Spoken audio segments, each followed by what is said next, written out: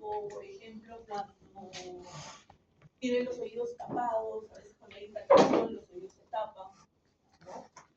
O hay taquicardia, como les digo. Entonces, ¿qué se hace en esa maniobra? Esa maniobra consiste en generar una inspiración forzada, pero tapándose la boca y tapándose la nariz, ¿sí? En la medicina veterinaria es un poco difícil porque nosotros no podemos decirles a nuestros pacientes de que expiren y nosotros taparle la nariz y la boca, ¿sí? Entonces, esta maniobra de Valsalva en los seres humanos tiene digamos, la función de hacer de que la frecuencia cardíaca disminuya. ¿Por qué? Porque se estimula al nervio vago. ¿Cuál es el equivalente en la medicina veterinaria? Generar un masaje que se llama un masaje carotídeo, es decir, un masaje en el seno carotídeo, que no suele utilizarse tampoco, o sea, tampoco es una práctica que les voy a decir que está totalmente, digamos, utilizada, porque hay que saber cómo hacer esa maniobra de masaje en el seno carotídeo, que lo que va a hacer es estimular justamente a ese varorreceptor que se encuentra en el seno carotídeo y va a enviar la información a través del nervio vago, sobre todo, hacia el centro cardiovascular. ¿Sí? Entonces, si ese paciente está con taquicardia, ¿cuál vendría a ser la respuesta que se está buscando? Es decir, que la frecuencia cardíaca comience a disminuir. Por lo tanto, la respuesta va a ir a través de vía parasimpática. Vía parasimpática que va a llegar al corazón. Ustedes ya saben que ahí vamos a encontrar a los receptores. ¿Qué receptores serán?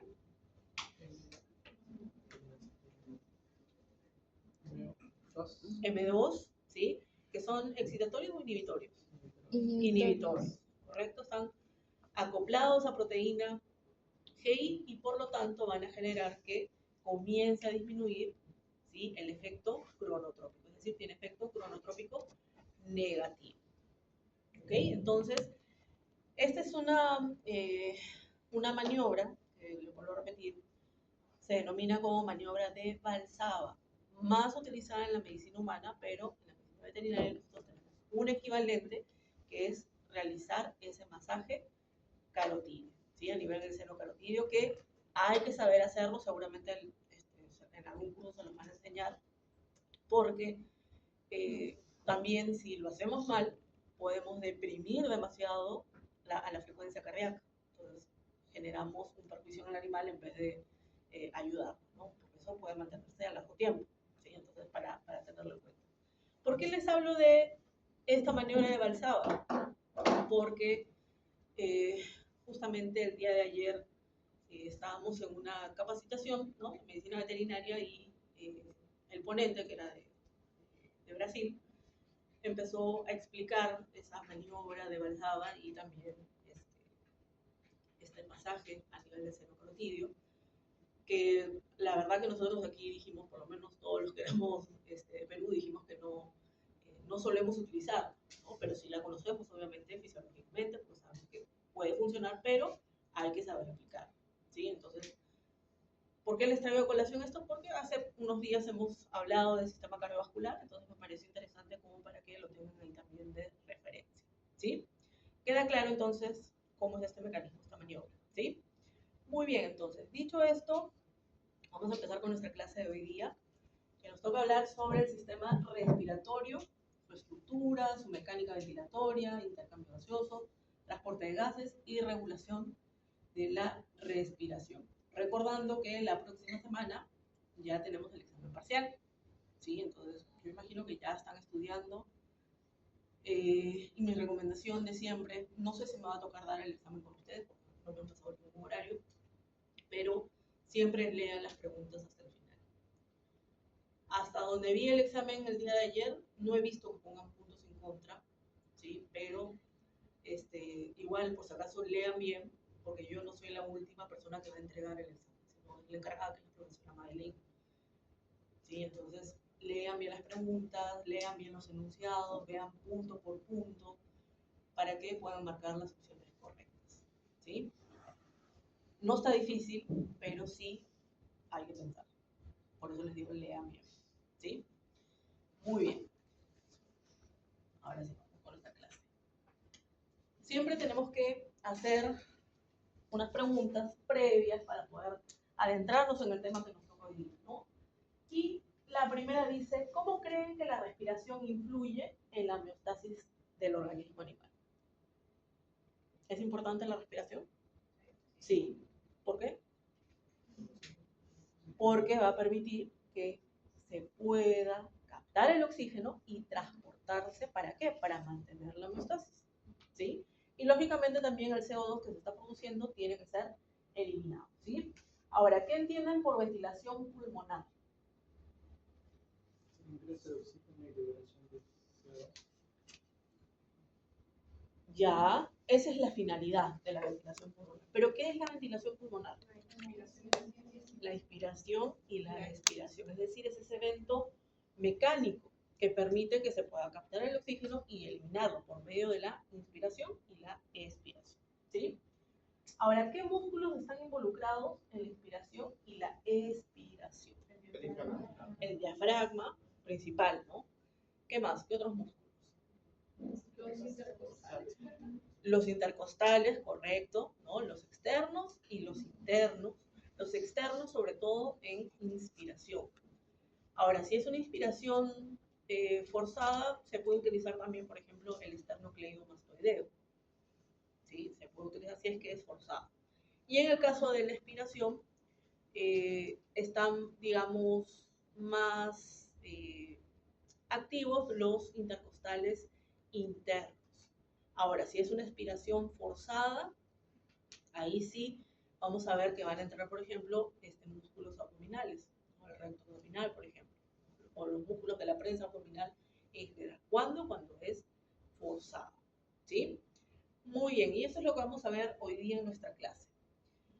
El resultado del aprendizaje es que ustedes van a comprender los mecanismos involucrados en la mecánica ventilatoria, el transporte de gases en la sangre, el intercambio gaseoso a nivel tisular, ¿sí? A nivel de los tejidos, a nivel de los órganos, y a nivel pulmonar, ¿no? Ahí tenemos nuestro intercambio gaseoso alveolar. Y la regulación de la respiración, porque ya sabemos que siempre todo sistema tiene una regulación. Regulación que vamos a ir viendo y son reflejos, básicamente son reflejos. Y ese es el contenido de la clase de hoy día. Muy bien, entonces, ya sabemos que en el caso de la función respiratoria es una función vital.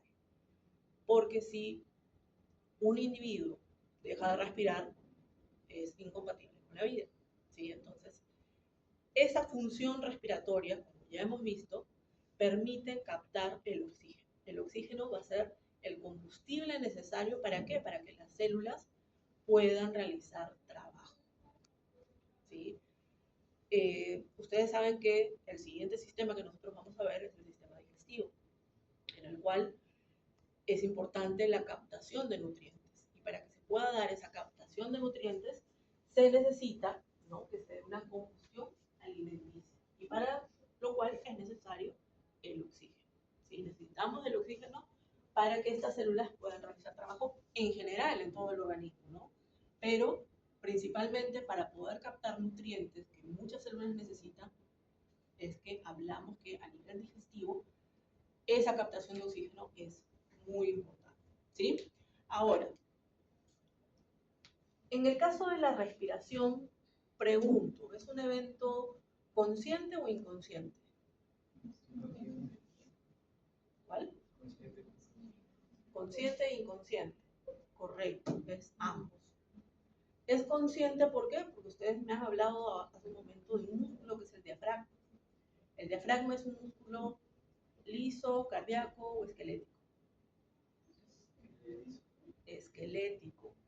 Por lo tanto, es voluntario, ¿sí? Y por lo tanto, permite que, por ejemplo, si ustedes quieren bucear, puedan aguantar la respiración, ¿sí? Entonces, podemos controlarlo de alguna manera. Pero también es inconsciente, ¿por qué? Porque hay un centro respiratorio. Un centro respiratorio que es el que, ya sabemos, si hablamos de un centro, ahí es donde se va a procesar toda la información que llega desde vías aferentes para dar una respuesta. para que esa respiración pueda mantenerse dentro de sus niveles normales. Sabemos que va a haber una frecuencia respiratoria, que es un parámetro fisiológico muy importante que debemos de tener en cuenta cuando examinamos a un paciente, y que va a variar entre las diferentes especies, y dentro de una misma especie también puede variar en las diferentes razas. ¿Ok? Entonces eso para tener en cuenta. Ahora, sabemos que va a ser muy diferente el intercambio gaseoso, por ejemplo, en aves, en peces y en mamíferos. Aquí en nuestra clase de fisiología, como vemos animales domésticos, básicamente vemos la clase de mamíferos, pero sí tenemos que entender también qué ocurre con las otras especies, ¿no? Por ejemplo, en el caso de las aves, sabemos que cuentan con los sacos alveolares. ¿Cuál es la finalidad de esos sacos alveolares? Hacer más ligero el vuelo. ¿Qué más?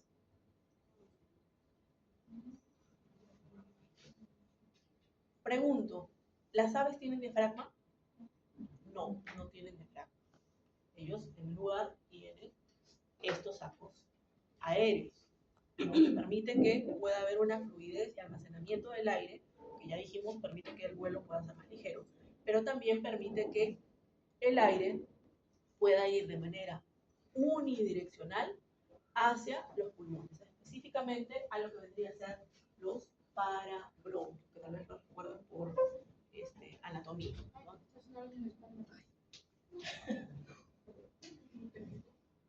¿Ya se fue la araña?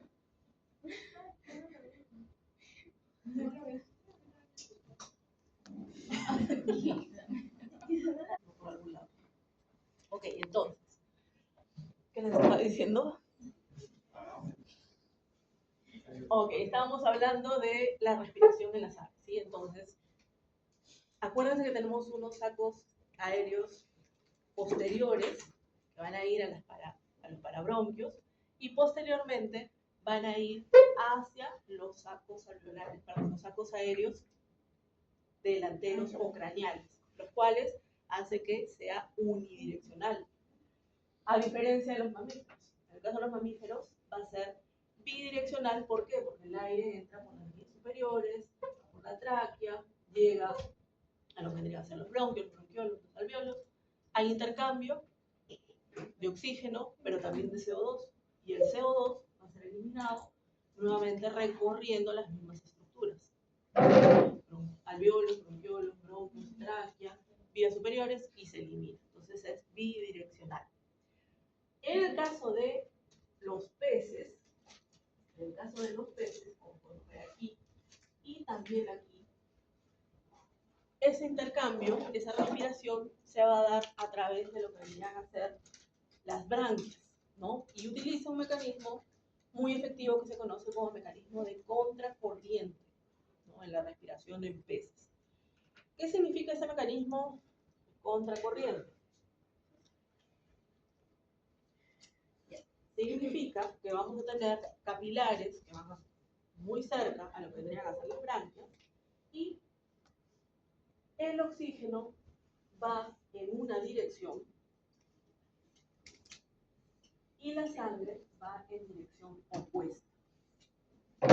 ¿Sí? Por eso es un mecanismo de contracorriente, van en sentidos opuestos. ¿Con qué finalidad? Con la finalidad de permitir de que haya una mejor captación del oxígeno. Ustedes saben que el oxígeno a nivel del agua es menor que el oxígeno que hay a nivel del aire. Entonces, para hacerlo mucho más efectivo, utiliza este mecanismo. ¿Sí? Muy bien. Ahora, esa mecánica ventilatoria, esa ventilación, se va a dar a través de lo que sería la inspiración y la expiración. Cuando se da la inspiración, significa que es el acto de captar el aire, ¿sí? Desde el exterior, ¿sí? Entonces, vamos a suponer que tenemos aquí dos diafragmas. Vamos a poner el diafragma A y el diafragma B. De estos dos diafragmas, ¿cuál estaría en inspiración? A. ¿Por qué en A? No, el B ¿Es el B? claro, porque cuando ocurre la inspiración, el pulmón se expande y el Correcto, el diafragma va hacia abajo. ¿Sí? Entonces, no se olviden de esto. Cuando tenemos esta posición del diafragma con la convexidad hacia la cavidad torácica, hacia arriba o hacia adelante, significa que está relajado. ¿Sí? Y en el caso de la inspiración, es un evento activo. ¿Sí? ¿Activo por qué? Porque justamente hay contracción del diafragma. ¿Sí? A diferencia de la expiración, en el cual hay una retracción, hay una contracción de los pulmones de la caja torácica, el aire es eliminado y el diafragma relajado regresa a su posición original. Algo también importante que debemos de tener en cuenta es que puede haber una expiración forzada. Si es una expiración forzada, ahí sí vamos a ver que puede haber actividad de los músculos, ¿sí? Porque se está haciendo forzada. Por ejemplo, cuando, no sé, si es que alguien, no sé, toca un instrumento de viento, ahí está realizando expiraciones forzadas. Entonces ahí sí utiliza músculos respiratorios, utiliza músculos abdominales, ¿no? Entonces se convierte en un evento activo, ¿sí? Ahora, algo que también seguramente lo habrán visto, no sé si en biofísica, sí, en biofísica tienen que haberlo visto en algún punto, hay lo que se conocen como las pausas inspiratorias y expiratorias, que es normal, ¿no? Estas pausas, sean inspiratorias o expiratorias, sirven para permitir reconocer y acomodar justamente a esta mecánica ventilatoria. ¿Para qué? Para que la respiración pueda ser lo mejor posible y se pueda captar el oxígeno de mejor manera y eliminar de la misma manera el CO2. ¿Sí? Son pequeñas pausas que no son constantes, pero que sí se dan cierto tiempo para adecuar las mismas estructuras respiratorias a que se pueda realizar un buen intercambio. ¿Sí? Con estos dos eventos respiratorios, ¿no? Entonces, tenemos aquí varios gráficos, prácticamente son lo mismo, ¿no? En el caso de la inspiración, acuérdense que el diafragma se va a contraer, entonces va hacia abajo y hacia atrás, que es lo que habíamos visto aquí. Mientras que en la expiración regresa a su posición original. ¿Por qué? Porque está en reposo, entonces el diafragma no se está contrayendo, se está relajando y por lo tanto permite que se pueda expirar, se pueda eliminar el aire. ¿Sí?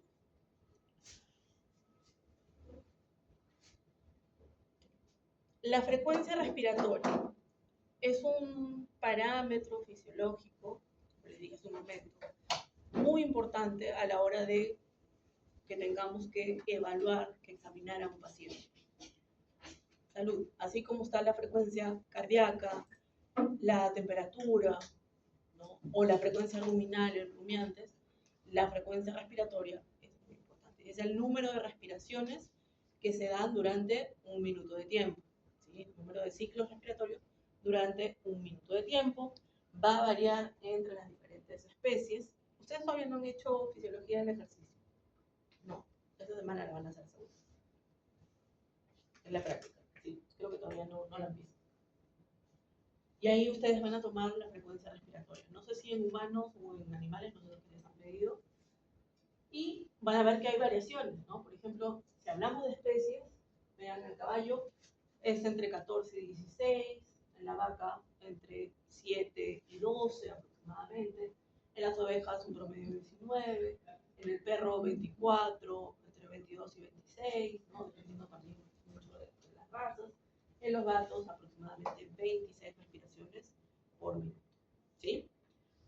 Hay factores, como pueden ver, que van a hacer que varíe esta frecuencia respiratoria. Una de ellas, por ejemplo, es la edad. Va a ser muy diferente la frecuencia respiratoria de un cachorro versus la frecuencia respiratoria de un perro mayor.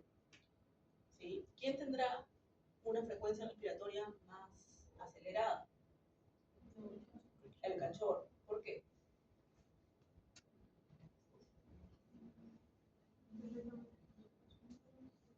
Tiene un metabolismo más acelerado. ¿Qué más?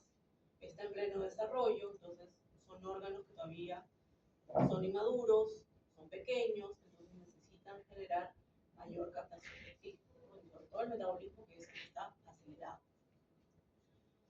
Ahora, el tamaño también, por ejemplo, dentro de una misma especie, como por ejemplo, un claro ejemplo de los perros, sabemos que hay perros de talla grande, gigantes, incluso que les llaman, y toy o miniatura, ¿sí?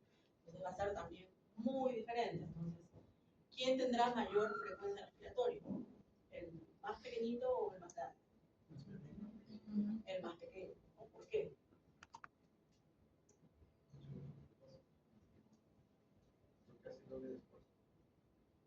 Ya tiene metabolismo acelerado también, ¿sí? Por lo tanto, suele gastar más energía, por lo tanto necesita mayor oxigenación, lo que hace que su respiración, su frecuencia respiratoria, sea más acelerada. ¿Ok? Temperatura ambiental también tiene mucho que ver. Bueno, esto ya es externo, obviamente, ¿sí? Va a ser muy diferente la frecuencia respiratoria de un perro que vamos a suponer, no sé, tiene que caminar 10 cuadras hasta llegar al parque, ¿no? Con su dueño, con una temperatura de 40 grados centígrados, versus que tiene que caminar esas mismas 10 cuadras con su dueño en invierno, donde hay 15 grados centígrados. ¿Sí? ¿Quién va a generar mayor frecuencia respiratoria? El que va a tener una temperatura más elevada. ¿Por qué? Porque tengan en cuenta que al aumentar la temperatura, y creo que lo han visto incluso con la población, las reacciones enzimáticas, que son parte del organismo, se aceleran. El metabolismo se acelera también. Por lo tanto, requiere de una mayor oxigenación, ¿sí?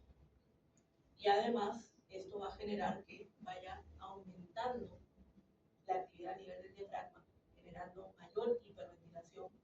¿Para qué? Para que pueda captar oxígeno. ¿Sí? Entonces, tiende a aumentar. En el ejercicio también. Bien, vamos a ver que la frecuencia respiratoria tiende a aumentar. Y lo van a ver en la práctica. No sé si lo van a hacer en animales. ¿Les ha pedido animales la prueba? ¿No? Entonces seguramente lo van a hacer ustedes. A algunos le va a tocar, no sé si la caminadora o la bicicleta estática, no lo sé. Van a tener que hacer ahí unos minutitos de ejercicio y les van a tomar parámetros, ¿no? Para determinar si es que está aumentando o si está disminuyendo. Y también va a haber diferencias, por ejemplo, en situaciones de ejercicio, cuando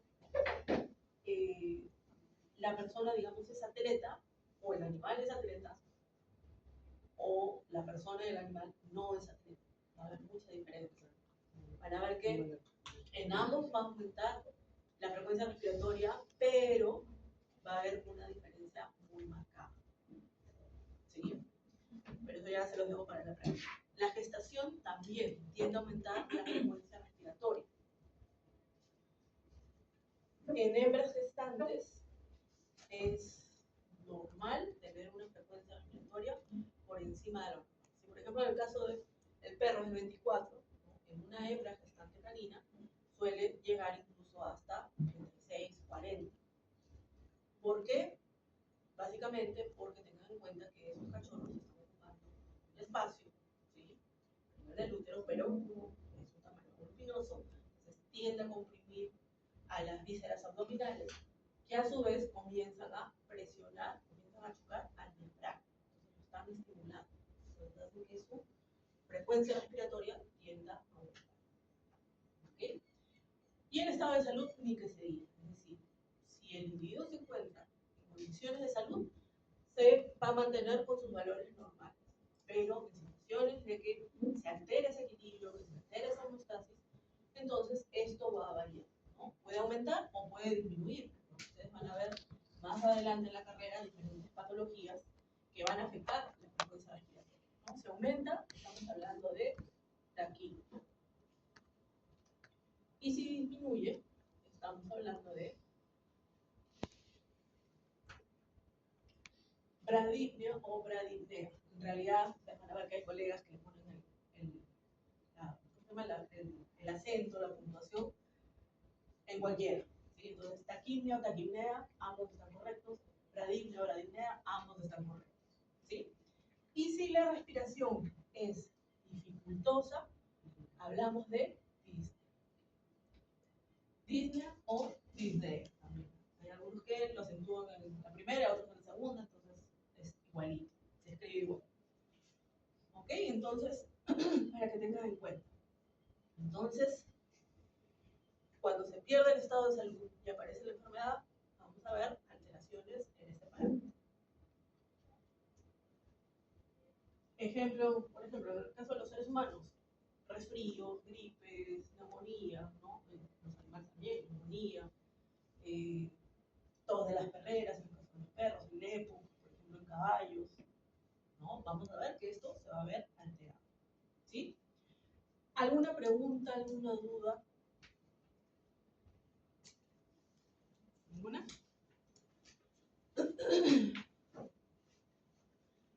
Ahora hay una prueba que se llama espirometría, que seguramente tal vez alguna vez les han hecho a ustedes, que en la medicina veterinaria no es algo cotidiano, no es algo muy práctico.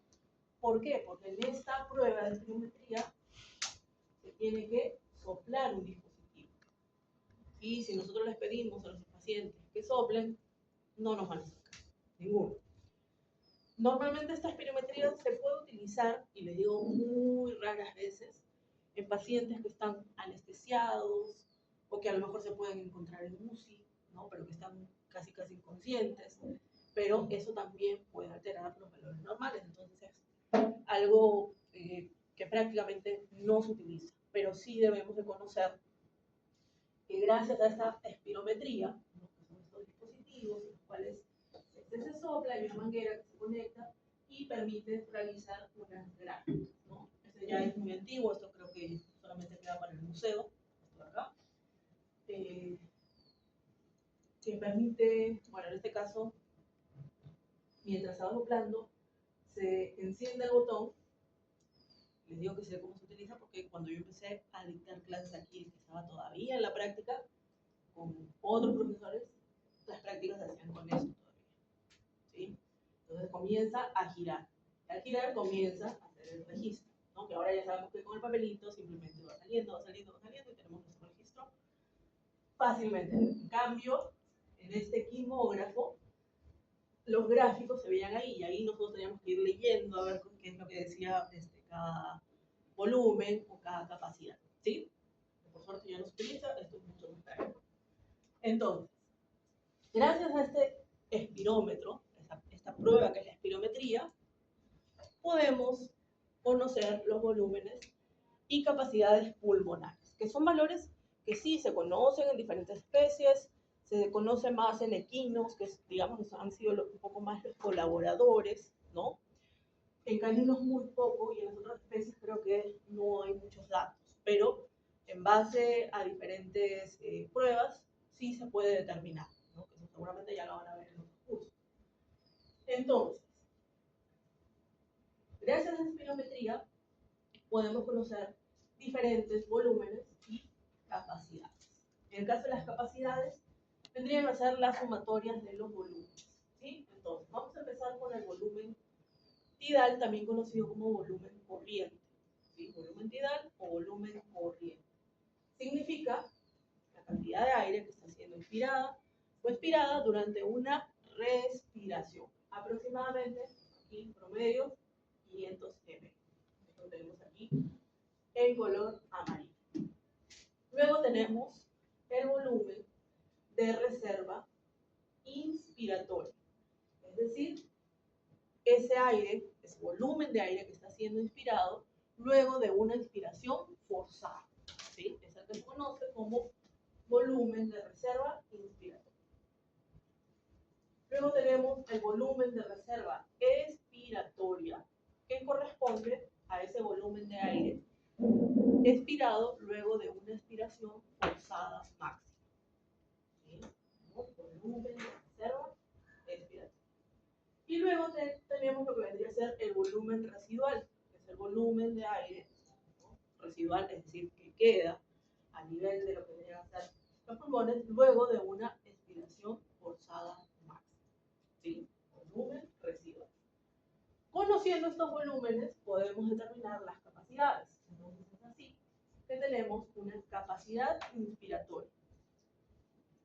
Esa capacidad inspiratoria vendría a ser la sumatoria del volumen tidal o volumen corriente más el volumen de reserva inspiratoria. Volumen tidal más volumen de reserva inspiratoria. Capacidad inspiratoria. Luego tenemos la capacidad residual funcional. En este caso vendría a ser la sumatoria del volumen residual más el volumen de reserva expiratoria. ¿Sí? Capacidad residual funcional. Luego tenemos la capacidad vital.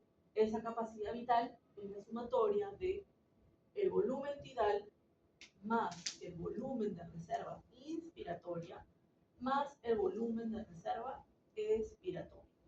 ¿Sí? Capacidad vital. Y luego tenemos la capacidad pulmonar total, que vendría a ser la sumatoria de los 4 volúmenes que hemos visto.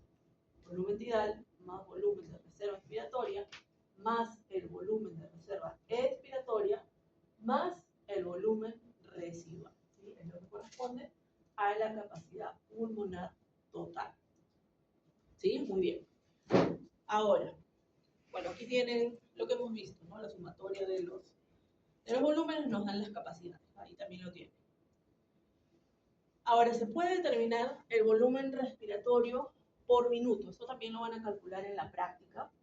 Van a ver con la profesora Fernanda, en el cual dice que el volumen respiratorio por minuto es el producto del volumen tidal o volumen corriente por la frecuencia respiratoria. Aquí tenemos un ejemplo que nos muestra, ¿no?, para poder calcular el volumen tidal de 500 ml y nos da una frecuencia respiratoria de 10 respiraciones por minuto.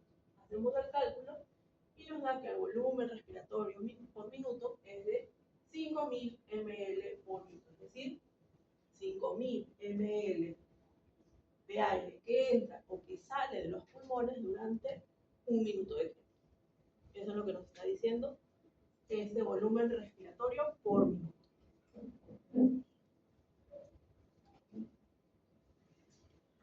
Ahora, también podemos calcular lo que vendría a ser el volumen del espacio muerto, ¿sí?, y el volumen de ventilación alveolar. Y para eso tenemos que hacer la diferencia entre el volumen, entre el espacio muerto anatómico y el espacio muerto fisiológico. En el caso del espacio muerto anatómico se refiere al aire que llega hasta lo que vendrían a ser los bronquiolos, ¿sí? Hasta ahí. Y el espacio muerto fisiológico llega hasta los alveolos, pero no hay intercambio gaseoso. ¿Sí? Se pregunta porque no hay intercambio gaseoso. Entonces, de acuerdo a eso se puede calcular, un ejemplo que tenemos aquí, el volumen de ventilación alveolar sería el volumen tidal menos el volumen del espacio muerto. Estos son datos que se conocen aproximadamente, por eso tenemos un promedio, sería 500 ml, que era nuestro volumen tidal, menos el volumen del espacio muerto, que es de 150 ml, dándonos un total de 350 ml, ¿sí?, que entra a los alveolos en cada inspiración. Pero se puede calcular también el volumen de ventilación alveolar por minuto. Que en este caso la fórmula que nos dice es el volumen de ventilación alveolar, es decir, lo que hemos hallado al principio, por la frecuencia respiratoria. ¿Cuál fue el valor que obtuvimos? 350 ml por la frecuencia respiratoria, que era de 10 respiraciones por minuto en nuestro ejemplo, ¿sí? Entonces, un total de 3.500 ml, ¿sí?, de aire que entran en los alveolos durante un minuto de tiempo.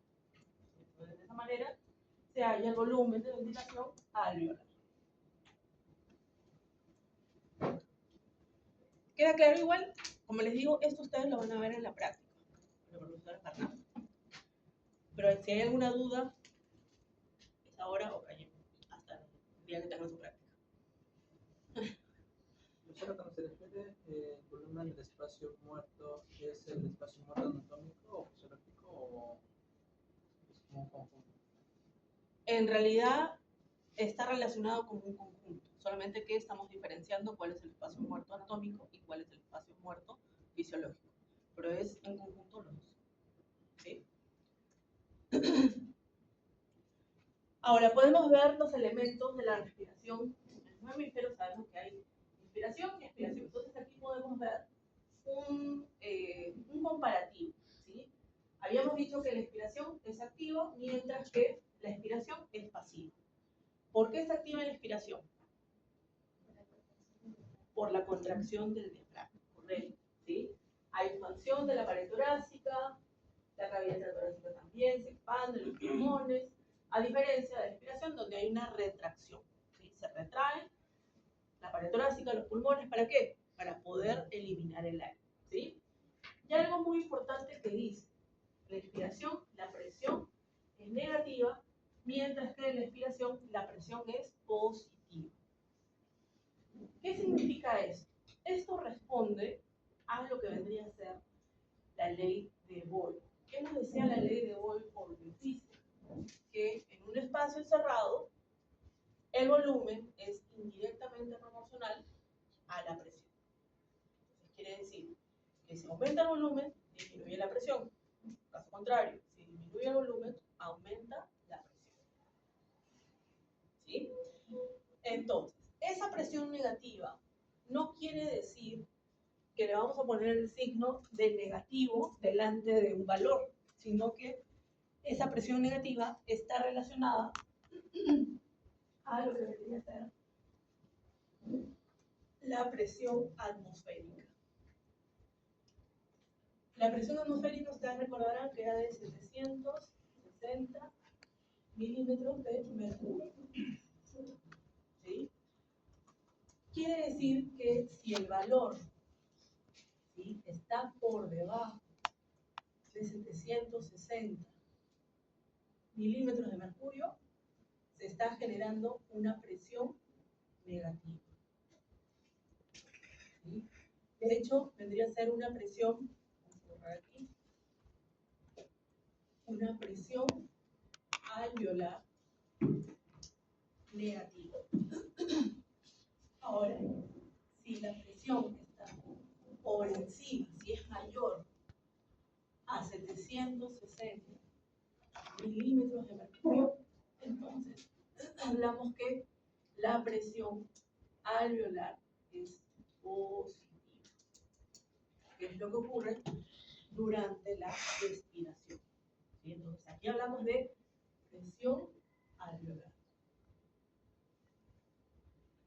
Presión alveolar o presión pulmonar, ¿sí? También tiene ese nombre. Entonces, siguiendo esa ley de Boyle, vean, a mayor volumen, ¿qué significa mayor volumen? Hay entrada de aire, hay expansión de los pulmones. ¿Sí? Más volumen, la presión cae. Por lo tanto, nuestra presión es negativa. Está por debajo de 760 milímetros. Y en el otro lado, durante la expiración, ¿qué nos dice? También siguiendo la ley de Boyle, en este caso sería a menor volumen, porque el aire está saliendo y hay retracción de los pulmones, la presión va a aumentar, es decir, va a superar los 760 milímetros de mercurio, ¿sí? Haciendo que la presión sea positiva. Presión alveolar positiva. ¿Queda claro? ¿Sí?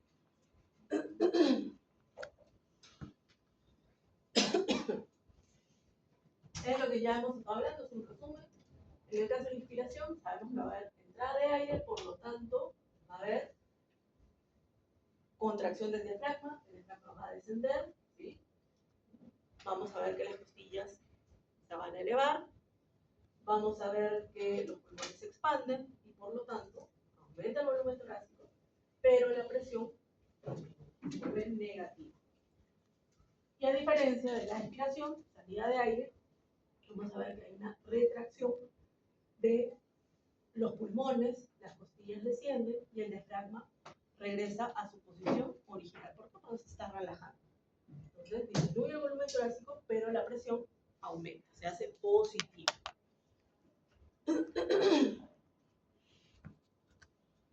Esta es la presión que nosotros hemos visto. Recién. Negativa en inspiración y positiva en la expiración. ¿Sí? Con relación a la presión atmosférica. Ahora, hay otra presión, que es la presión intratorácica o presión intrapleural. ¿Sí? Intratorácica o intrapleural. Que en este caso, tanto en inspiración como en expiración va a ser negativa, en ambas. Solamente que es un poco más negativa en inspiración. ¿Sí? Ambas negativas, pero más negativa en inspiración. Siempre con relación a la presión atmosférica, es decir, siempre en relación a los 760 milímetros de mercurio.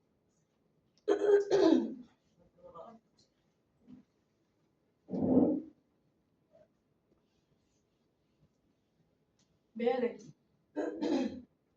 En este caso, nos habla de la presión intraalveolar, es decir, la que nosotros hemos visto allá. Mismo gráfico. Entrada de aire, la presión disminuye, presión negativa. Salida de aire, menos volumen, presión positiva, mayor a 760 milímetros de mercurio. Pero ¿qué pasa con la intratorácica o intrapleural?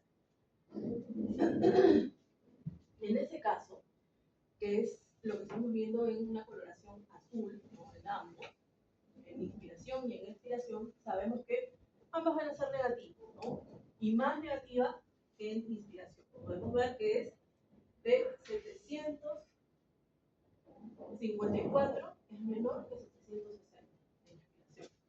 Y también es negativa en la inspiración, 756 respecto a la presión atmosférica. Siempre va a ser negativa y debe de mantenerse negativa. ¿Para qué? Para evitar el colapso pulmonar. Si se pierde esa negatividad intratorácica o intrapleural, ahí sí vamos a tener problemas al momento de la respiración, al momento del intercambio gaseoso. Lo que vamos a ver es de que al perder esa negatividad, por esa elasticidad que tienen los pulmones, van a ir hacia el centro, ¿sí? Entonces no van a poder expandirse. ¿Sí? ¿Por qué? Porque fisiológicamente los pulmones tienden al colapso. ¿Sí? Tienden al colapso. Pero esa presión negativa hace que puedan expandirse al momento que se están llenando de aire. ¿Qué genera esa negatividad? Básicamente, la caja torácica, ¿sí? Por medio de, ustedes saben que existe la pleura parietal y la pleura visceral, ¿sí? Son dos hojas que en medio se encuentra el líquido pleural, que sirve como lubricante, ¿para qué? Para que pueda recibir a estos pulmones que se están expandiendo y se están retrayendo. Entonces, ¿qué ocurre? Que normalmente, ya hemos visto, los pulmones tienden a ir hacia el centro, tienden a colapsar. A diferencia de la caja torácica tiende a ir hacia afuera. Entonces, la caja torácica, al ir hacia afuera, jala a la pleura parietal jala a la pleura visceral y la pleura visceral jala los pulmones hacia afuera. ¿Para qué? Para que puedan albergar el aire que está ingresando. ¿Sí? Entonces, eso hace que pueda mantener esa negatividad. ¿Sí? Es lo que va a generar que se mantenga esa presión intratorácica negativa, porque cuando se pierde, vuelvo a decirles, ahí viene el problema, porque inmediatamente los pulmones comienzan a colapsar por esa capacidad elástica que tienen de ir hacia el centro, hacia adentro, o a chuparse. Entonces necesitan de esa fuerza que la caja torácica hace que vaya a expandirse, que vaya hacia afuera. Ahora, ¿en qué casos podemos ver que se pierde esta presión intratorácica negativa? Por ejemplo, en pacientes atropellados, ¿no? A veces hemos visto en las noticias, ¿no? Que un vecino acuchilló al perro de su vecino, ¿no? Le hizo un tajo a nivel de los intercostales, hace que ingrese aire desde afuera y se pierde la negatividad totalmente. O, por ejemplo, podemos ver en casos de hernia diafragmática. A veces pueden ocurrir que hay cachorros que nacen con hernia diafragmática, pero también podemos ver hernias diafragmáticas en pacientes que han sido atropellados o, por ejemplo, que han saltado, sobre todo les digo en perros, que han saltado desde alturas considerables. Son varios casos que por lo menos he podido ver en hernia diafragmática en ese tipo de pacientes. No tanto en atropellados, pero sí en animales que han saltado desde alturas, ¿no?, muy considerables. Entonces, ¿qué pasa? Que vamos a ver a un paciente disnéico, es decir, con una respiración que tiene disnea, con dificultad para respirar. Normalmente la respiración en la mayoría de los animales es costo-abdominal, entonces vamos a ver una respiración más de tipo abdominal o puede ser más costal, dependiendo, ¿no?, de ser el caso. Y además, al momento de auscultar los pulmones, ustedes van a aprender a auscultar los pulmones, no sé en qué curso, tal vez en semiología, ustedes van a ver que hay ciertos sonidos que son característicos, ¿no?, del paso del aire. Pero ¿qué pasa? Que ustedes auscultan a nivel del tórax y comienzan a escuchar borborismos. ¿Qué son los borborismos? Son los sonidos característicos del tracto gastrointestinal, ¿sí? Cuando escuchamos esos ruiditos que nos suenan en la barriga, esos son borborismos. Y entonces comenzamos a escuchar borborismos en un lugar donde no debería de haber. Eso ya nos está indicando de que posiblemente hay una hernia diafragmática. ¿Cómo lo comprobamos?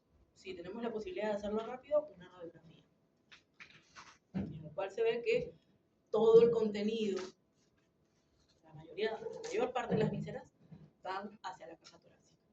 Entonces, por eso es que percibimos esos sonidos de borborismo, que no debería de ser, y también esa respiración que cambia. Ya no es costo abdominal, sino se vuelve más costal o puede volverse más abdominal. ¿Cómo se soluciona? Cirugía.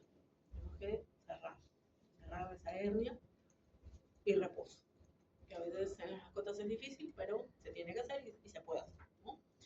Entonces, es importante no perder esa presión intratorácica o intrapleural negativa, porque si no, ya sabemos que van a ir hacia el colapso. Y aquí es lo que les estaba diciendo. Profesora, con respecto a la presión intratorácica, ¿por qué dijo que ambos eran negativos? O sea, la inspiración era negativa. Se da por las, o sea, ambas tienen que ser negativas, más negativa en la inspiración. ¿Por qué? Porque necesitamos que los pulmones no colapsen. Entonces, ¿qué va a generar esto? Que la caja torácica vaya hacia afuera. Es lo que va a generar esa negatividad. Es lo que voy a explicar aquí. Entonces, vean aquí la caja torácica, la pared torácica. Vemos aquí un alveolo. Los alveolos tienden a colapsar, son parte de los pulmones, pero hay unas fuerzas opuestas. Pulmones al colapso, hacia adentro, caja torácica hacia afuera, ¿sí? Entonces, es mucho más fuerte, mucho más marcada la fuerza que va a ejercer la caja torácica, ¿sí?, la pared torácica, porque es más fuerte el evento de ir hacia afuera. Entonces, los alveolos, los pulmones, van a ir también hacia afuera. ¿Por qué? Porque tenemos a la pleura, que hemos hablado hace un momento, ¿no? La pleura parietal y la visceral, que va a permitir jalar a los pulmones hacia afuera, haciendo que se mantenga esa negatividad. Si se pierde, como ya hemos visto, acuchillamiento, atropello, hernia diafragmática, se vuelve positiva, y ahí sí, ya no va a haber esta fuerza opuesta, va a ser muy difícil que pueda funcionar. ¿Por qué? Porque perdió toda negatividad que hacía que pueda jalar a los pulmones hacia afuera, ¿sí?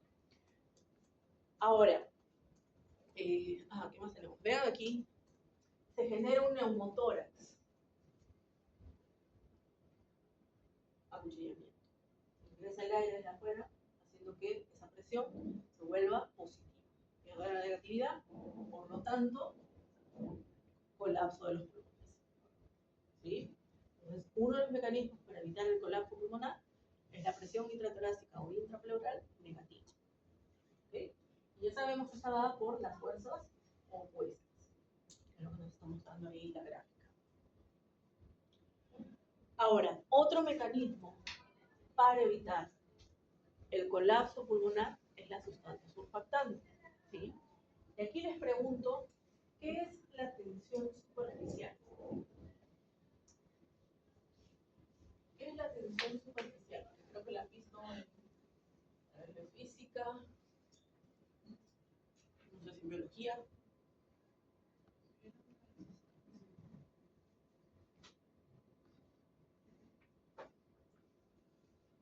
La fricción entre el intestino y el... Ya, efectivamente, significa esa tensión superficial que hay una fuerza de atracción entre las moléculas de agua cuando entran en contacto con el aire. Eso significa tensión superficial. Tensión superficial es también cuando, por ejemplo, vemos que, no sé, hay un charco y cae una hojita y se queda flotando, no se hunde. ¿Por qué? Porque hay tensión superficial. Fuerza de atracción de las moléculas de agua en contacto con el aire. O cuando vemos, no sé, a los zancudos caminando sobre el agua. ¿Milagro? No, tensión superficial. ¿Sí? Entonces comienza a caminar por esa tensión superficial, es decir, esa fuerza de atracción entre las moléculas de agua cuando entran en contacto con el aire. Entonces, a nivel de los alvéolos, vamos a ver que hay tensión superficial. ¿Por qué? Porque ustedes recordarán, tal vez los que han llevado ya histología, saben que hay una fase hipoacuosa. Es decir, en palabras que se puedan entender un poquito más, es como una pequeña capa de agua. ¿Sí? Que aquí la he puesto gigantesca porque en realidad no es tan grande, a modo didáctico. Entonces tenemos una capa de agua. Sabemos que está ingresando aire. Entonces, allí hay una fuerza de atracción entre las moléculas de agua que están en contacto con el aire que ingresa. Entonces, ¿qué ocurre? Que al generar fuerza de atracción hace que tienda al colapso, es decir, que vaya hacia la parte central. Es como ese juego de niños de la ronda que van hacia el centro y afuera, ¿sí? Entonces, esa tensión superficial hace que todos vayan hacia el centro, ¿sí? Pero, ¿qué pasa? Que hay algo que se conoce como la sustancia surfactante. Sustancia surfactante que es sintetizada y liberada a nivel de los neumocitos tipo 2. Correcto. Sabemos que hay neumocitos tipo 1, pero esos tienen función más estructural. ¿Sí? Los neumocitos tipo 2 se encargan de secretar a la sustancia surfactante.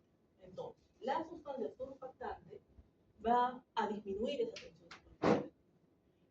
¿Cómo? Tal vez recuerden por histología que esa sustancia surfactante está formada por proteínas que se conocen como proteínas A, proteínas B, proteínas C y fosfolípidos. ¿Sí? Entonces, aquí lo importante de los surfactantes son los fosfolípidos. Los fosfolípidos, como podemos ver aquí, van a comenzar a ubicarse entre las moléculas de agua, separándolas, haciendo que se mantengan en su posición y no vayan hacia el centro. Es decir, que la ronda ahora vaya hacia afuera. ¿Sí? Hace que rompe esos enlaces, esa fuerza de atracción entre las moléculas de agua, esos fosfolípidos de la sustancia surfactante. Entonces, disminuye la tensión superficial. Entonces, aquí tenemos otro mecanismo importante para evitar el colapso pulmonar. Entonces, si se les pregunta en el examen de ahora, o si tienen exposición, si a ustedes les toca hablar sobre esto, o en su maqueta de sistema respiratorio, si les preguntan cuáles son los mecanismos para evitar el colapso pulmonar, ¿qué responderían? Sustancia surfactante y la presión intratorácica o intrapleural son estos dos mecanismos. ¿Sí? Si es que a alguien le toca respiratorio en su maqueta, estoy segura que les van a preguntar. ¿Sí? ¿Queda claro estos dos mecanismos? ¿Sí? Muy bien. ¿Quieren un receso o continúo? Receso, ya. Los que van a entregar su